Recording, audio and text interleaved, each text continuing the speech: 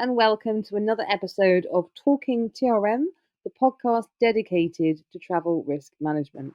My name is Travel Risk Bex, also known as Bex Deadman, and today I'm joined by a how do I describe new friend, medium length friend. So newish in my world of travel risk management as I've moved across from travel into the risk management side and supporting ISO 31030 and the work that we're doing there. So I was introduced, and here he comes again on a podcast.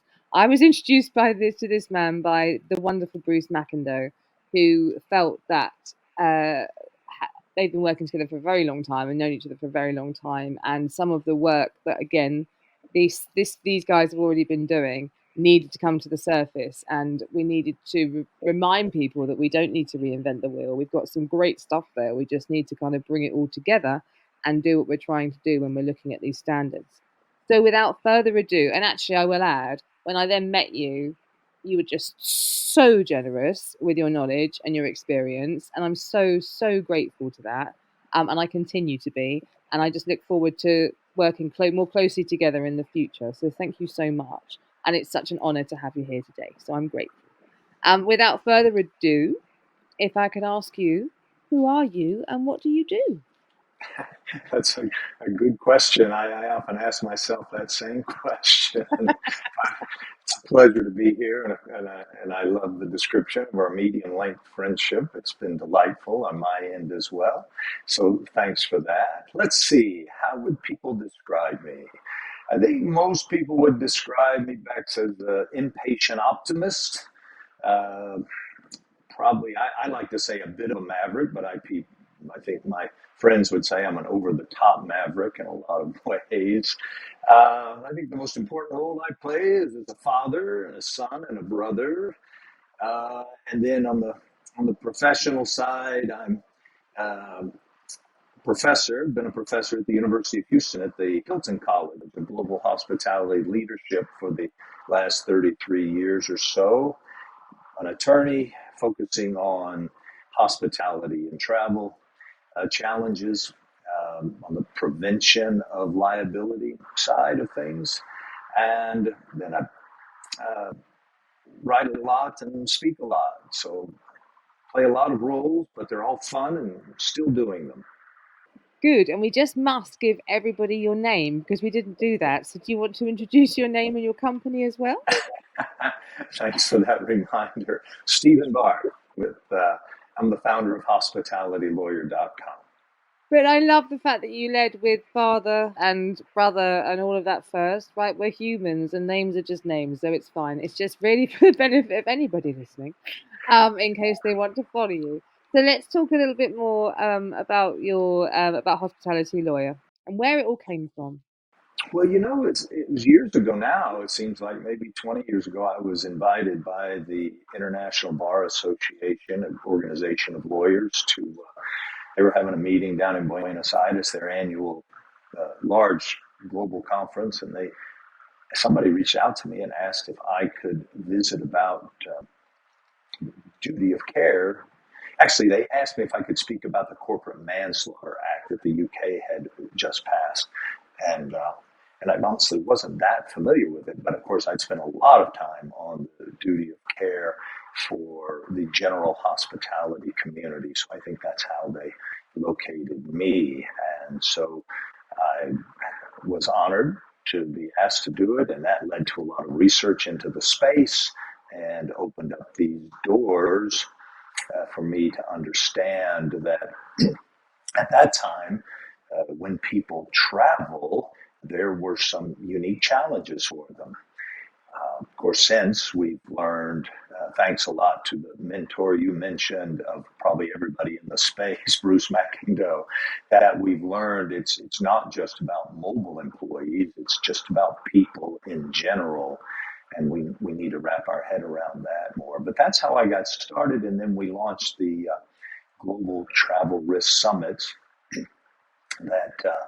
where we devise these, I think some people call them war games. I'm not a big fan of that term, so I call them immersive scenarios, where we literally plunge teams of folks, we hopefully cross-functional teams from businesses into these scenarios with key considerations, and they have to work their way out of them. We want to emphasize the importance of these cross-functional teams. And I know you know this, but for the audience, what we're talking about there is not just security folks or travel folks, but the legal folks, the HR folks, the HSE people, the finance people, because at the end of the day, money's going to talk if you need an evacuation. So that's kind of been our mission for the last, I guess, 12, 14 years, doing those summits. And looks like we're going to rekindle those post-COVID. So we're excited about that. Our next one will be coming up June 5th in Houston. So we're excited about that. But that's how I got started. And I think that brings us up where we are today, except to mention that we do have that travel risk library at hospitalitylawyer.com, which we continue to populate with and curate from articles all around the world. And we're very grateful for people willing to share their thoughts. You know, the very first article that I read in this space that kind of really identified the conversation around duty of care was International SOS had hired an attorney to kind of bring the law up to speed around the world. Sadly, I can't remember the author's name, but it's pinned to the article in our library. But it was really excellent and a foundational review that I think most everything has spawned from that. So have to give credit where credit is due for that. I think this is one of the key things with this discipline, isn't it? Obviously, a new standard came out, an ISO standard came out in September 2021, and it can sometimes feel like to businesses who perhaps weren't aware or weren't kind of involved in this space so much that this is kind of a new thing. The truth of it is it's not at all, is it? It's been there for a long time, and there's been practitioners talking about this heavily for the last sort of 25 to 30 years. I think what's potentially changed and brought it into focus now is COVID, right? So it suddenly put a bit of a line in the sand where we felt things couldn't happen, even though things happen around the world constantly, to actually bring the entire world to a halt, which is what COVID did for over those periods, certainly from a travel perspective. Um, Although lots of companies, it feels like, have kind of gone back to what they were doing previously, there's equally a huge amount of organizations that are now having to respond to either travelers or line managers or executives questioning some of this stuff because ultimately it's not as easy as it was before post COVID. I think that's one of the big challenges, just traveling in itself, a day-to-day trip which you would have done perhaps quite seamlessly before is just not so easy as now. We're subject to delays and cancellations, and that adds a whole other area of complexity, doesn't it? And tiredness and other risks that can then affect our travelers. So it suddenly makes it a little bit more back to the forefront than perhaps it was. But what I wanted to really kind of dig into with you is that, and again, we can talk about Bruce, but also talking about your library, but these events that you were running. What I love about this, and when we first started talking about it, is this idea of you were bringing it to life. I think one of the, and I want to kind of go into sort of a little bit more about that, if that's okay, because one of the challenges is that whenever I'm talking to corporates, it's very like, we need a policy. And I'm like, well, you do need a policy. This is true. But that's not all you need, and actually that's almost the last thing we do. So a challenge, I think, whenever you're bringing standards into an organization generally, is it's sort of considered a governance thing and somebody's just going to write a policy on it and it will all be fine. And that is not what we're trying to do here, is it? And I think if we can touch perhaps a bit on your events and really dig into that silo piece, which you were trying to change and trying to sort of, and why, what were the kind of outcomes of those sorts of events?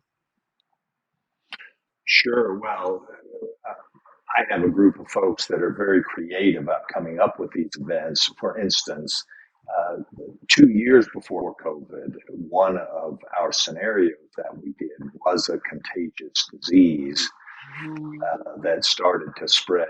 And so it was interesting to end up Mhm. seeing that occur, later on. But I do think it's important that, as you mentioned, a lot of these conversations are siloed within the corporations that are having lots of people travel. And it's just not an effective way to manage, whether it's a policy discussion or an execution discussion. For instance, on the legal side, very few lawyers I know are familiar with for instance, the UK Corporate Manslaughter Act, and that's Yeah. been adopted in many of the countries around the world that are affiliated with the UK, right? So in that sense, the European side of things, the Asian Pacific side of things, Australia, New Zealand, they are, in my experience, are aware of their duty of care to their employees, but it's not pervasive, certainly within the legal field. When you bring it over to the U.S., it's very few lawyers understand the concept, and it's because we don't have a statutory law like the UK Manslaughter Act that defines responsibility and penalties for it. It's left more to the civil side of the law, and that's why we have so many lawyers, right, in the U.S. But the other thing that kind of hampers the discussion here in the U.S. is a kind of a false narrative that our workers' compensation insurance scheme will typically cover and provide financial security for these businesses should a traveling employee get hurt. And that's unfortunate because workers' compensation coverage is limited typically, either a radius around a particular venue, because when it was developed, it was for manufacturing positions or hotels or restaurants, fixed space. We didn't have people working remotely. We didn't have people traveling for days and weeks at a time. And so there's some pretty significant limitations on the workers' compensation side of things, which is why U.S. businesses need to be focusing generally on keeping their employees safe and secure. Of course, when they're working generally, as Bruce talks about, people, but also when they're traveling. So that's the message we try to get out. But those lawyers need to hear from the security people. They need to hear from the travel people. And they need to hear about visa issues that they encounter. They need to hear about, one of the things I learned at our last program, and I'm very glad that I did, was understanding how you mentioned policies. That's where I'm going with this. The policies are always fluid. They need to be evolving along with changes. And one of the things I've learned is our policies are typically male dominated. And so they are not very effective when it comes to the safety and security of female travelers. And I learned a lot this last year we focused on women offshore, Bex, which is about women in these offshore oil and gas platforms or working on these ships, right? And the unique challenges that they run into. And the policies are not built to address those unique challenges. And so we have to do a better job globally of thinking about that, bringing our policies up to speed. I thought the ISO standard was an excellent foundation for everybody, but we need to do even more. So that's kind of my focus going forward as a father of a daughter, and the empathy that I have for that situation. These women, I have just heard horror stories about what they are facing. And so myself and my team, we're committed to continuing to bring that to the forefront of conversations in our conferences, in our scenarios, in our writings, on your podcast. Thank you so much. And as obviously a female myself, I do completely see this. And in my earlier years, when I was working for suppliers, travel side, obviously you always want to see the travel policy. And generally, still to this day, for most organisations, although it is changing, that's a T&E policy. So it's very based on what we call travel and expense. It's very much about how to spend the company's money. These kind of ideas of travel risk management policies, which is what we're sort of now beginning to understand and talk about, although the frameworks have been there for a long time. They've never really sort of, they haven't sort of, certainly in my experience of the first sort of 20 years of my career, I never saw one. It was always a T&E policy and there was nothing more to it. And you're absolutely spot on. I think if we, as much as there are more women coming onto boards and things now, and that's changing, historically, again, travelers were male executives who, by their very nature as company execs, aren't that worried about risks, are they? They're risk takers. That's what they do. They set up businesses, right? And I speak about this again and again with men. Um, they just don't understand what it's like to be a woman. Of course they don't, because they've never had to think about some of these things. That said, we're also now living in a world where we're all vulnerable at certain points, and that could be because of our gender, it could be because of our race, it could be because of our neurodiversity. I know our neurodiversity. It could be our physical or mental health all of the time or in that moment. There's so many more things that we now understand, which is what sort of then leads it back to this people risk management piece. But I do agree with you. I think it's been one of the challenges, and it continues to be a challenge because until we have boards in companies and executives that are completely diverse, and you are actually hearing things from different people, then we are going to struggle a little bit. But what I loved is you thinking about your daughter. It's something I use to execs a lot of the time. I'm like, I know that you're happy to take risks. Are you totally all right for your daughter to take those same risks or not have that stuff around her cushioned for when stuff goes wrong? And I think there's this kind of argument that's been put back for years now, which is, well, our travelers are adults, they're responsible, they can look after themselves, we get them to make their own decisions. Well, yes, fine, but that's not encompassing the idea of duty of care. And I think just for the benefit of our listeners, because we have international listeners, but we obviously have UK listeners as well. I'm very familiar with this law, but as I've got a lawyer here, do you want to explain to people a little bit about the law in the UK around the Corporate Manslaughter Act, just so we've got it and people understand what it's about? Because there will be some people that might not be familiar with it. Well, essentially, it says that if you knew or should have known that you were putting people in harm's way and it results in an injury and or death, that the business can be held responsible for it. And typically it's not just for civil damages in the UK, but it's also for potential criminal liability. Often, if there's a level of gross negligence involved, in other words, you knew and you looked the other way. And this problem most likely came out from the extensive oil and gas operations that were going on in some very dangerous places with your compounds. And so needing to remind these businesses that they have a duty to maintain the safety of their folks. So, sadly, it takes a law to remind the finance people that, hey, there is a cost in this, and they don't like that. But you have to put your people first. And but that's essentially what it is. Yeah.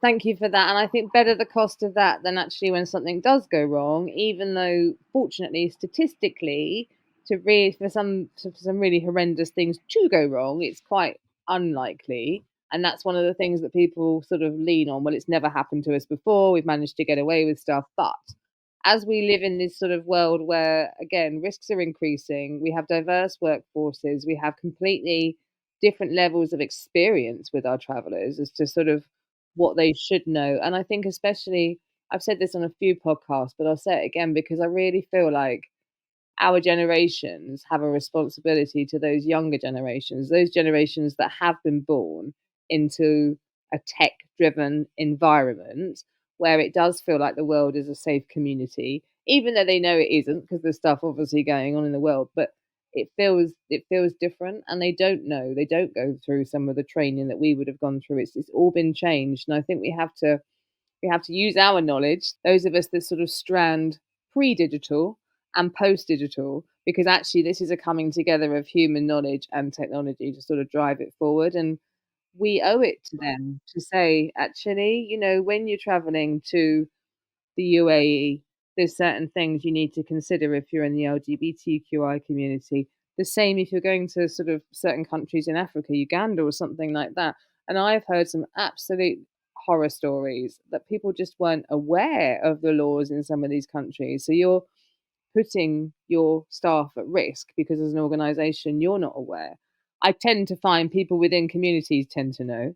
So they'll obviously potentially not do a trip or something like that. But then that leads to a whole other kind of set of questions as to around why and disclosure and other stuff, which is really uncomfortable.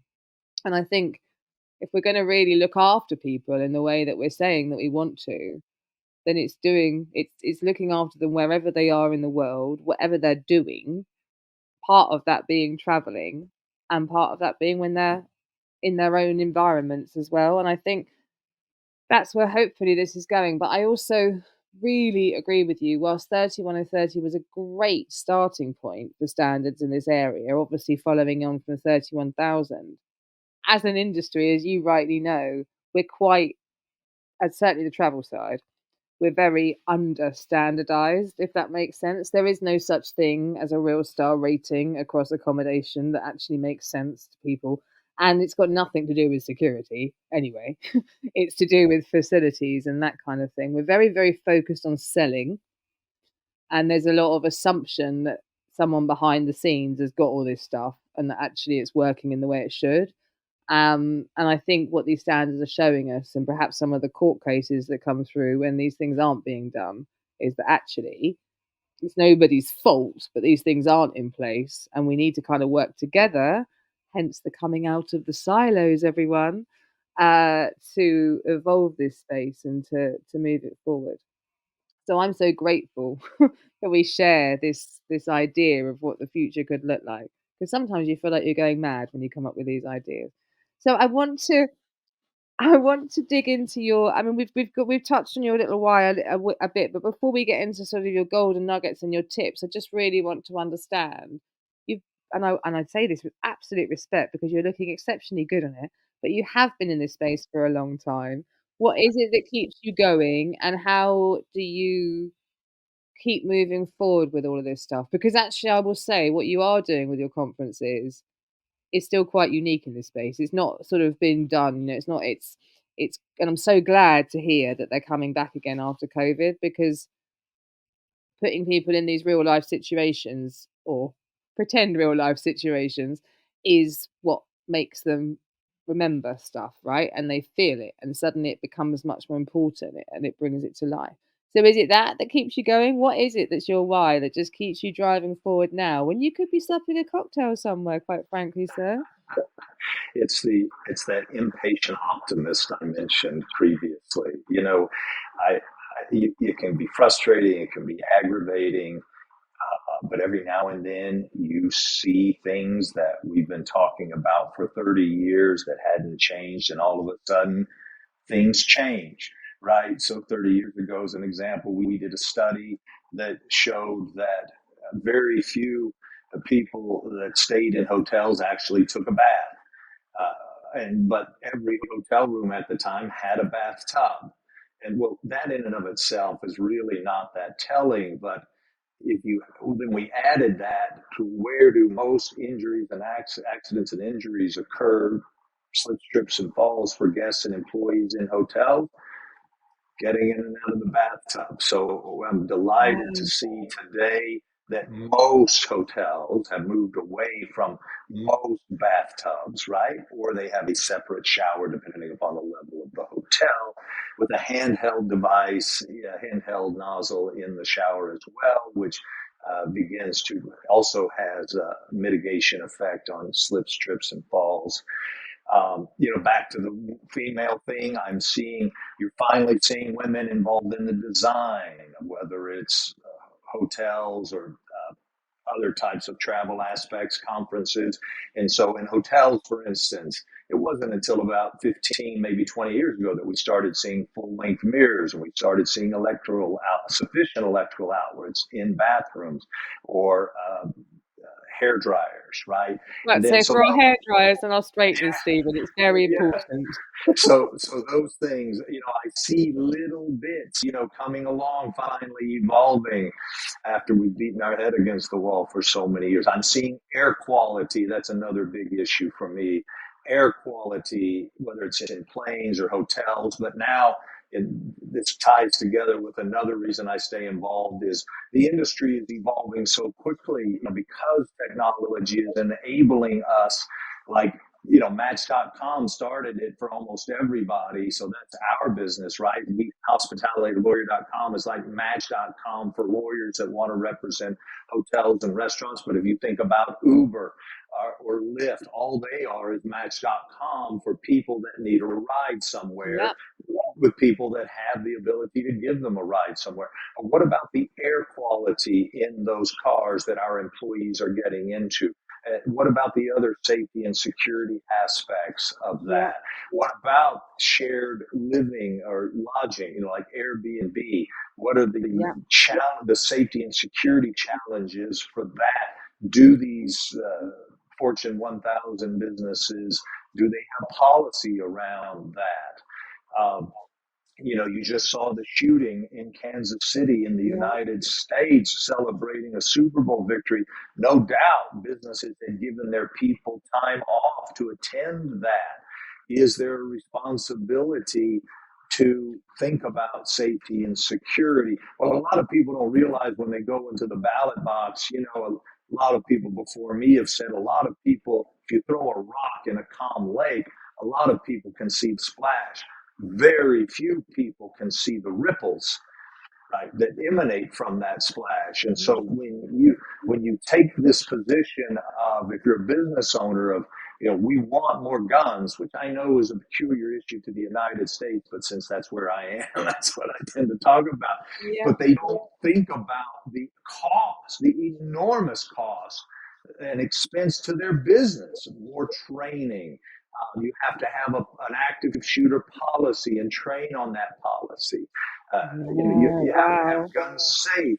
You send people to conferences. Well, if you send them to this state where everybody, there's open carry, what steps do you have to take? So everybody, they can see the splash. Oh, guns, yeah, they're great, but they don't take the time to see the ripples that come from that support or advocacy or choices, and it's really frustrating. So those are the reasons. Air quality is another issue that's really important to me. Bags, like I mentioned, you might have a driver for Google, so for Lyft and Uber, but if they smoke or vape, and they'll say, well, I don't smoke or vape inside the car. But it doesn't matter with the second-hand and third-hand smoke and vape, right? They get into the car, and it gets into the upholstery, it gets into the ceiling, it gets into the carpeting, and it impacts people's air quality. And it's the same thing in hotel rooms, and it's the same thing on airlines. Where was I? I was in Lisbon Airport about a month ago, and they still have a smoking box in the airport. And I want to say it's 2024. We know that this is poison. We know that it seeps out into the terminal space. Children, adults, everybody has to breathe in that chemically harmful, chemically Yeah. contaminated air. And so those are the things that keep me going. I love this. Yeah. And there's so many, I think there's just, and this is what you've just described, like 4 things. And this is the whole point about travel risk management or travel optimization management, or whatever we want to call it, is really kind of dissecting these programs and understanding this isn't just about having a policy and having a couple of providers in place and then everything just kind of works. There is so much level of detail into this. And actually, a better way, perhaps, of looking at it is kind of putting yourself into that traveler journey and considering all of the things that are going to touch them from that aspect, remembering that all of those things are different industries that don't really communicate that well with each other either. So I often if we take this approach and consider something I often say, which is that anything that can happen to a traveller can no, I don't say that. I say anything that can happen to a person can happen when they're traveling. But the problem is when they're traveling, they're not going to have their support network around them and they're going to potentially be on their own or somewhere different. So it's likely to have more of an impact. So if you take it from that, it feels huge, but then you can start actually building things around it. And as long as you can start putting the processes in place and making the decisions around what that looks like for you as an organization, it starts to fall into place because you can start grouping and segregating some of this stuff. It's not, well, they might have, all these different illnesses that might happen, all these different things or accidents they could happen. They'll be minor or major and they'll have an impact and an effect, and we can take it from there. So it feels, it's so good to hear you say that. It really is. There's so many others that I think we forget sometimes when you're in it that we are making steps forward. And if you look at, where business continuity was 10 years ago versus where it is today, I honestly believe that in 10 years' time, all of the work you guys have done over the last sort of 30 years to get us to this time, over the next 10 years, this will be a given for all organizations. Like it would just be there, like health and safety is, like, dealing with certain equipment and all of that stuff that has to happen to look after people. This is the next natural progression. So I thank you for all that you've done and for leading the way with all of this. And I am grateful for your ongoing support. So just to close things off, because believe it or not, half an hour has gone, it whizzes by. Um, what are your golden nuggets for anybody sort of, and you can take this any way you want, you've got a wealth of experience. So what are your golden nuggets in the travel risk management space at its widest berth, Stephen? What would you like to tell our listeners? Well, again, back to that impatient optimist. I am very optimistic, as you mentioned, that we're going to see better policies, more focus on details, better information to our employees before they go on these trips, better communication, and as much as suppliers are using technology to enhance their business models, I'm finding that consumers, whether it's a non-business traveler or business traveler, there are organizations sprouting up, such as yours and others, United Traveler, the Flyer Talk concepts, where people that travel a lot are banding together and talking about challenges that they face, and not just from a consumer financial perspective, but from a safety and security perspective. And if we can continue those types of conversations and get some leverage with the amount of money that's involved and the spin that these people bring to the table, then I think the suppliers will listen. And listen, I think the suppliers, do a pretty good job today trying to address safety and security challenges. Of course, they're always trying to balance it with profit, but you can't fault them for that. So I think it's going to be very interesting going forward how technology enables all of us to provide more safety and security, at the same time realizing that technology, given what we've seen with the bullying and the stalking online and things like that, that it also poses challenges. So I think that's going to be an area that we all have to keep watch over. I think the other, the golden nugget type thing for me, Bex, is, you get down to Bruce's thought about it's all about people. I'm Yeah. mindful of Dale Buckner of Global Guardian, who in Texas, when we had that cold snap a couple of years ago, it wasn't, these weren't mobile employees. These were people stuck in their homes, right? And businesses trying to help their people, even though they weren't traveling for business. This was an unforeseen event. Their people needed help, and they, engaged Dale and his team to assist in a lot of different ways. So I think that's important. Breaking down the silos, as we've talked about, among all of those functions, I think is absolutely crucial. And I think one of the most important things, to your point, looking ahead the next 10 years, is going to be culture. Mm. Bringing in more women, more diversity, people that see things from a different perspective, We gave the hotel room example a little bit ago. My eyes were busted wide open listening to these women that work offshore, uh, getting to a platform or a ship where there aren't locks on their bedroom space, getting to a place and not having feminine products to be available to them, uh, getting to a space where they're being harassed and there's really nobody to speak to. And as you know, a retaliation could very well occur on that type of closed environment. Yeah. So I'm all about, um, you know, let's get. We're not even in balance yet. Let's get there first. Equality in our policies for men and women and the other minority communities, because the world is moving so quickly with other aspects we're going to have to address. We have to get brought up to speed first on that side, and then we can start really addressing these newer aspects that are coming along. And to me, it starts with if you have a family with children, I think all of your decisions should be what's in the best interest of that child. If you have a classroom or a college or a school, all of your decisions need to be based on what's in the best interest of those students. And sadly, neither of those occur pervasively today, or certainly not ubiquitously. But then in the workspace, we have to put our employees first. I hear all the time, well, the customer's first, the customer's always right. I think that's baloney. I think you've got to put your employees first.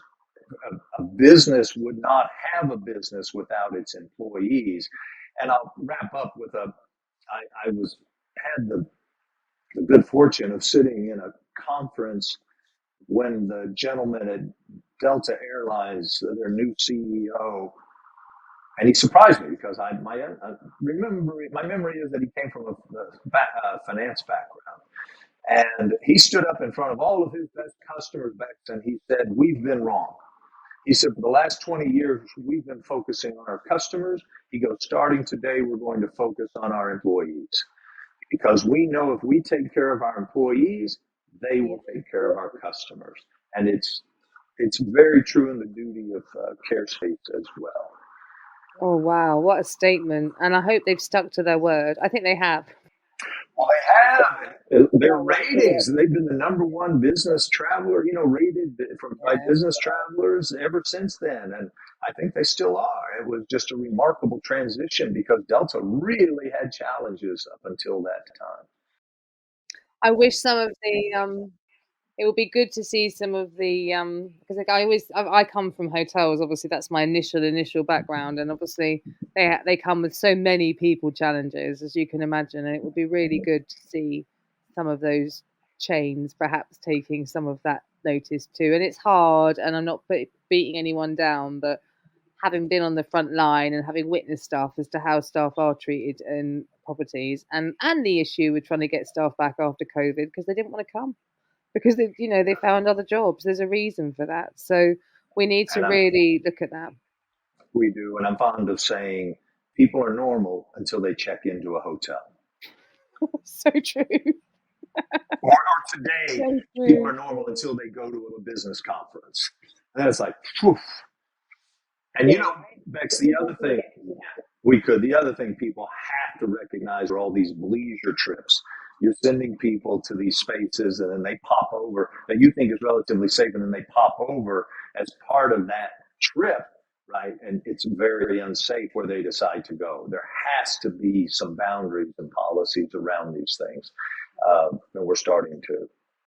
Which we're starting to get to. But the way, and what I'm taking from you, which is I just adore, is we do that together. We do that out of our silos across the industry, across travel, across security, and across corporate, and those of us who are doing it. And together, we make this change happen and continue the work that you started, which you continue to do too.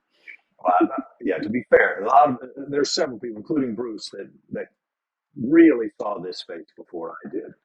Oh no, I know, So and I know you know that. I just want to make it clear to your audience. Yeah. Bruce knows how much I adore him. I Um, know that. look, thank you so much for your time. I'm so grateful to you again. I really look forward to meeting you at some point, hopefully this year, if not then next year. But it will come to fruition. It absolutely will. Thank you for being inspiration. Thank you for being so open, and thank you for sharing. That for me is one of the nicest things that has happened since I've come into this space. The willingness of people to, because they care about people, they want to spread the word about this. We want this to happen. We do. And you, Bruce, Kevin, lots of others have been paramount in that, and I'm very, very grateful. It's been a pleasure to be with you. We're all in this together. We are, we are.